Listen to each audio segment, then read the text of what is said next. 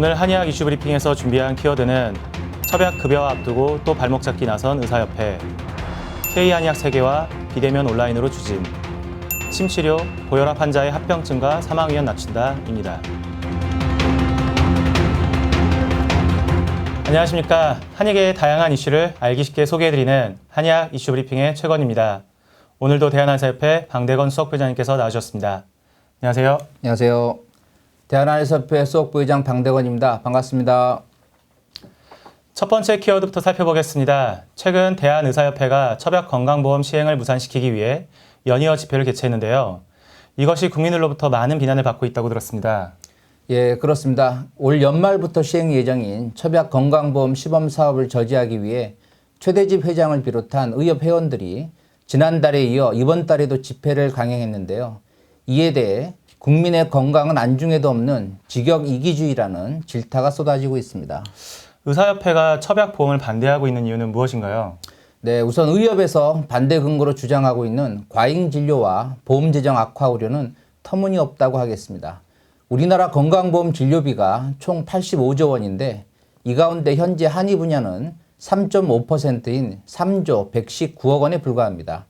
반면 보건복지부가 실시한 한방 의료 이용 및 한의학 소비 실태 조사에 따르면 국민들은 보험 적용을 희망하는 한의학 치료 1순위로 첩약을 손꼽았습니다. 그만큼 국민들의 첩약에 대한 선호도와 보험 적용 요구가 높다는 것인데요. 그에 맞게 이번 시범 사업을 시작으로 점차 첩약보험 규모와 범위를 넓혀가야 합니다. 그뿐만이 아니라 한약에 대한 안전성과 유효성 문제를 거론하고 있다고 하는데요. 네, 그 또한 근거 없는 주장입니다. 한약은 수천 년이라는 오랜 임상 경험을 통해 그 안전성과 유효성이 검증되어 왔고 또한 현재 약화 사고로 인해 발생하는 의료 분쟁과 의료 사고 빈도를 분석해봐도 양방과 한방이 비교 자체가 안 될 정도로 양방 사고가 대다수를 차지하고 있습니다. 보건복지부도 이런 점을 근거로 한약의 안전성과 유효성 관리를 위해서라도 현재와 같은 비급여로 둘 것이 아니라 국가가 관리하고 검증하는 것이 더 적절한 방법이라고 강조하고 있습니다. 네, 그렇군요. 첩약보험과 관련한 의사협회의 왜곡된 주장이 무엇인지 말씀 잘 들었습니다. 오늘 나와주셔서 감사합니다. 네, 이번에는 정부가 코로나 사태를 맞아 비대면 온라인 방식으로 한의학 세계화에 나서고 있다는 소식을 들어보겠습니다. 한의신문사 민보영 기자 나와 있습니다. 안녕하세요. 네, 안녕하세요. 한의신문 민보영 기자입니다. 한의학 세계화를 위해 추진해온 해외 환자 유치 및 해외 진출 지원 사업이 올해 하반기에는 비대면 온라인 사업으로 전환돼 추진된다고요? 네, 그렇습니다. 코로나19가 전 세계에 확산되고 국내외 이동이 제한됨에 따라 올해는 비대면 온라인을 통해 한의학을 세계에 알리고 한의 의료기관과 한의학 제품, 기업 등을 홍보한다는 계획입니다. 구체적인 내용을 소개해 주시죠. 네, 먼저 이번 달부터 6개월간 영어, 중국어, 일본어 등 다양한 언어를 지원하는 한의학 홍보관을 시범 개설합니다. 이 홍보관에서는 한의학 역사, 정책, 제도, 교육 등 다양한 한의학 정보를 동영상으로 제공하고 온라인 홍보회, 비즈니스 미팅, 웹 세미나 등도 개최하게 됩니다. 또한 국내 거주 외국 대사관 직원과 외국 기업 임직원 등을 대상으로 한 한의학 홍보와 정부 간 협력 체계도 강화할 방침입니다. 그동안 진행해온 사업들도 대거 온라인으로 전환한다고 하죠? 네, 그렇습니다. 그동안 한의학 해외 진출을 지원하기 위해 대면 위주로 추진해왔던 외국 의료인 국내 초청 연수, 외국 의과대학의 한의학 교육 지원, 한의 해외 진료센터 운영, 한약제재 해외 품목 허가 지원 등의 사업도 온라인으로 전환돼 계속 진행될 예정입니다. 네, 소식 잘 들었습니다.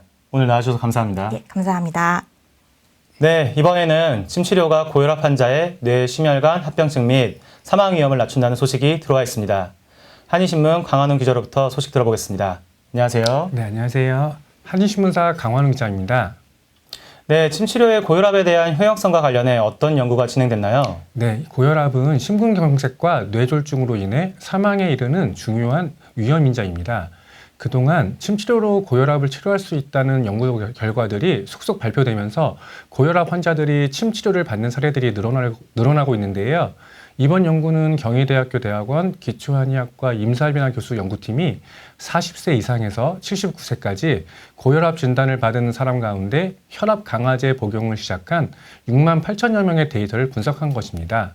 이들 대상자 중 침 치료를 한 번도 받지 않은 환자와 침 치료를 2번 이상 받은 환자군을 분류해 나이, 성별, 소득 수준, 거주 지역, 찰슨 동반 상병 지수 등을 분석한 연구입니다. 그렇군요. 결과는 어떻게 나왔나요? 네, 연구 결과를 보면 침 치료를 받은 환자들이 침 치료를 받지 않은 환자들에 비해 심근경색의 위험비가 낮게 나타났으며 뇌심혈관계 질환에 의한 사망률 역시 유의하게 낮게 나타난 것으로 확인됐습니다.